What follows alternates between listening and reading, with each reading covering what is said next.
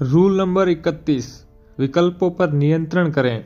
दूसरों को ताश के उन पत्तों से खिलाएं जो आपने बांटे हैं। लेखक के विचार, सर्वश्रेष्ठ धोखा वह होता है जिसमें आप सामने वाले को विकल्प देते हैं।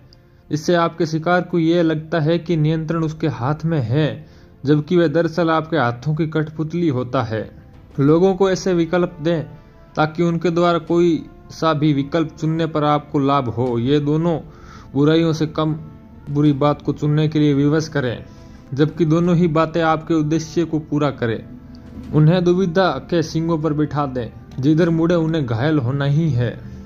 स्वतंत्रता, विकल्प और चुनाव जैसे शब्दों से संभावनाओं की ऐसी जबरदस्त शक्ति उत्पन्न होती है जो उनसे प्राप्त लाभों की वास्तविकता से आगे तक जाती है।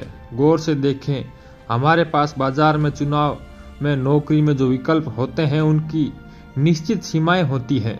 अक्सर हमें ए और बी में से किसी एक को चुनना होता है, बाकी सभी अक्सर तस्वीर से बाहर होते हैं। लेकिन जब तक विकल्प चुनने की हल्की भी सी मृग रुचिका रहती है, तब तक हम छूटे हुए विकल्पों पर शायद कभी ध्यान केंद्रित करते हैं।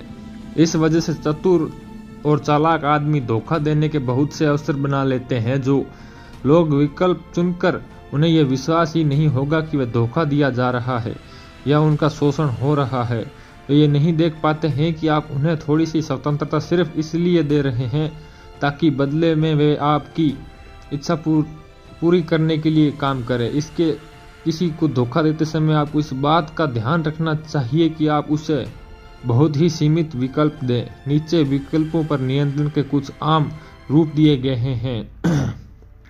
विकल्पों में रंग भरें। यह हेनरी किसिंजर की प्रिय तकनीक थी। राष्ट्रपति रिचर्ड निक्सन के राज्य मंत्री के रूप में किसिंजर को खुद को अपने बॉस से ज्यादा जानकार मानते थे, लेकिन वे जानते थे कि अगर उन्होंने नीति तय करने की कोशिश की तो इससे निक्सन को गुस्सा आ जाएगा, जो बहुत ही असुरक्षित व्यक्ति के रूप में मशहूर थे। इसीलिए किसिंजर हर स्थिति के लिए 3-4 विकल्प कार्य सुझाते थे और उन्हें इस तरह से प्रस्तुत करते थे ताकि वही विकल्प सबसे अच्छा नजर आए जो वे समझना चाहते हैं। हर बार निक्सन किसिंजर के जाल में फंस जाते, लेकिन उन्हें ये कभी शक नहीं हुआ कि वे उसी दिशा में जा रहे हैं जिस दिशा में किसिंजर उन्हें ले जा रहे हैं। हमेशा विरोध करने वालों को अपनी इच्छा पर चलने के लिए मजबूर कर दें। यह एक बहुत अच्छी तकनीक है जिसका इस्तेमाल बच्चों और दूसरे जिद्दी लोगों पर किया जा सकता है जो हमेशा आपकी कही बातों के विपरीत चलने में आनंद का अनुभव करते हैं। आप उनसे जो करवाना चाहते हैं उसकी विपरीत बात कहें। अपनी आदत के मुताबिक वे उल्टा काम करेंगे और इस तरह से वे वही काम करेंगे उनसे जो आप करवाना चाहते हैं। खेल के मैदान को बदलें।